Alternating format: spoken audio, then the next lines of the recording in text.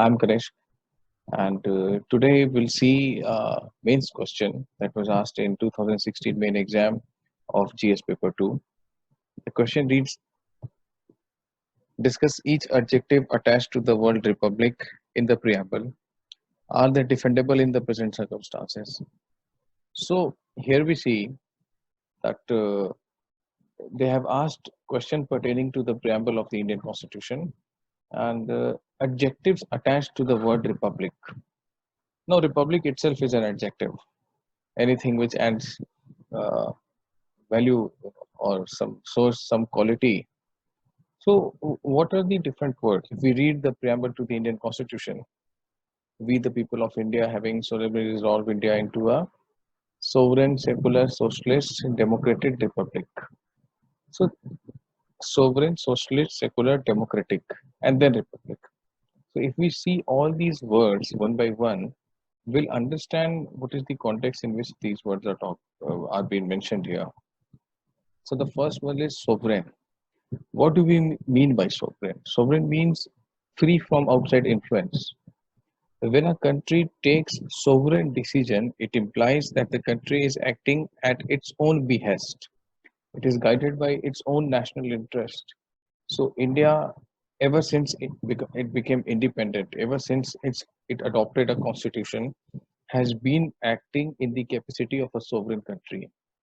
Our decisions are our decisions guided by our national interest. It's not like we are taking a decision from under the influence of any other country. I'll give you an example. There's this country called Myanmar, which witnessed a coup, military junta, and currently world is more pro-democracy than ever. So entire world condemned it because a military junta undermines the democratically elected government, and every country started to reduce its ties with Myanmar. India was carrying on the bilateral relations with Myanmar. So the American president, the then American President Barack Obama, asked India that please reduce your ties, reduce your relationship, bilateral trade, and everything with Myanmar. They are having a military junta. The Indian Prime Minister, the then Indian Prime Minister Dr. Manmohan Singh, rightly said that we cannot do that. We have to engage with Myanmar. The reason Myanmar touches four of our northeastern states, four of the northeastern states of India, and these four northeastern states are having insurgency. All this insurgency problem, you will study about them in your paper 3, internal security.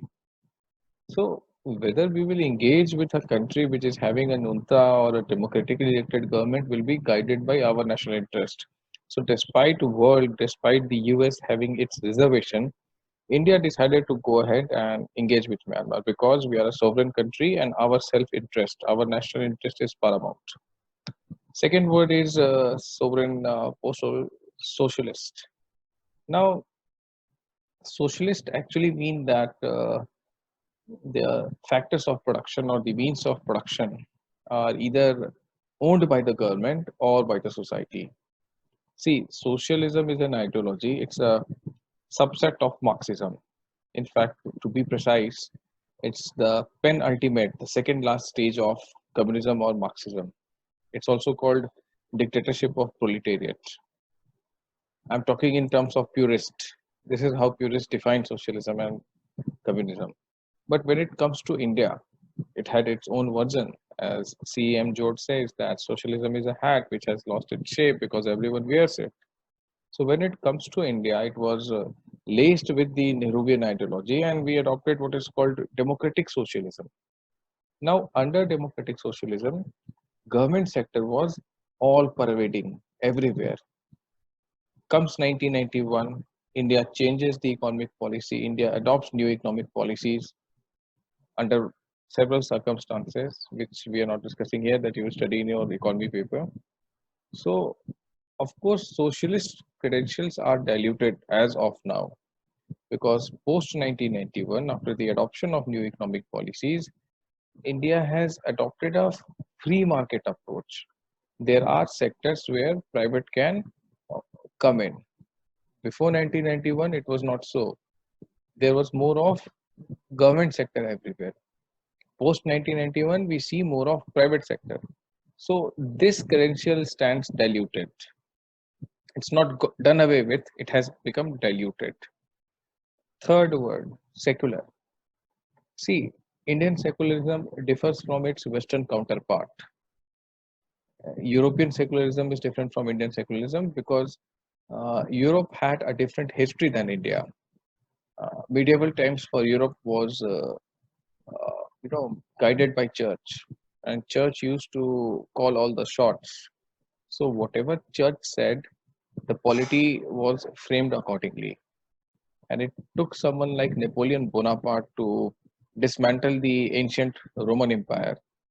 And he's the one who took the initiative, which the entire Europe adopted. He's rightly called the father of modern Europe, that church shall stay away from politics. So, European model envisages a distinction between religion and state, two distinct entities, which will function independent of each other. Because Europe was being influenced by religion all the during all those medieval times. India had a different story. There was no religious domination, there was an imperial domination. So when India became free and we decided to stay secular, although the word was inserted after 42nd Amendment, however, the Supreme Court of India rightly said that though it was inserted through 42nd Amendment, it was always somewhere in the Constitution, implicitly mentioned in the Constitution. So what India said that no, there will not be a distinct, they will not be a distinct, two distinct entities like Europe has thought up for themselves. Here, as and when needed, states shall interfere in religious affairs. So we see government framing laws against triple talaq. We see sati that was considered pious today is a criminal offense because the laws do not allow that. Civilized society do not allow these practices like sati and triple talaq. So we see state coming wherever religion is trespassing over the constitutional values. Second thing of secularism is that India shall not have an official religion. So there is no state religion of India. There are more than 50 Islamic countries in the world.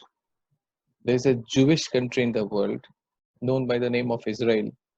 There are some Catholic countries, there are Buddhist countries, but India is not governed by any theology. India is officially secular. The state has no official religion. India has adopted what is called Sarva Dharma Sambhav, which means equal proximity to all religion.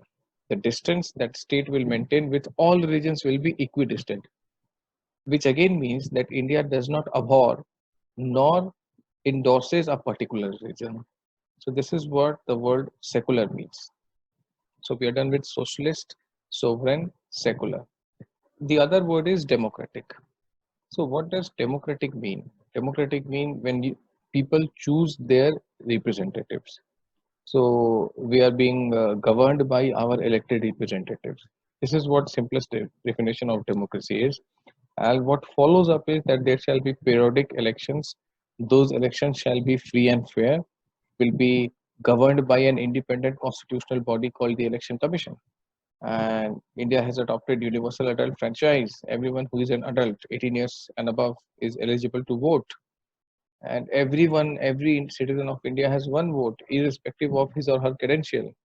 So this is what democratic means: that timely elections, free and fair elections under the watchguard of uh, under the free and fair elections under the guidance of an independent constitutional body called EC, Election Commission. India adheres to the universal adult franchise that anyone who is above 18 is eligible to vote, one person, one vote, irrespective of credential. Whoever you are, whatever you are, you have one vote. So this is what democratic means. Next, the last word is republic. Now, the republic means absence of blue blood. When I say blue blood, it means royal blood. So wherever there is blue blood or royal blood, it means monarchy. India has no such system. India has adopted republic form of government. The head of the state, that is the president of India, is not a hereditary post.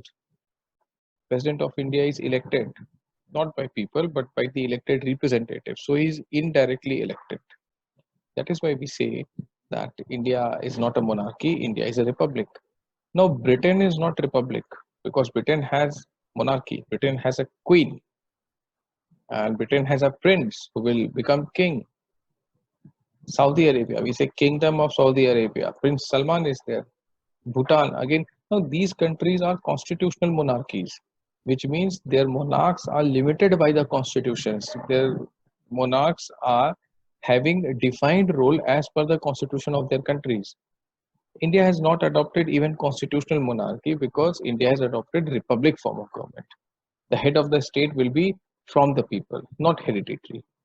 So these are the terms the adjectives that are used in the Indian preamble to the Indian Constitution. How relevant they are, all of them are equally relevant.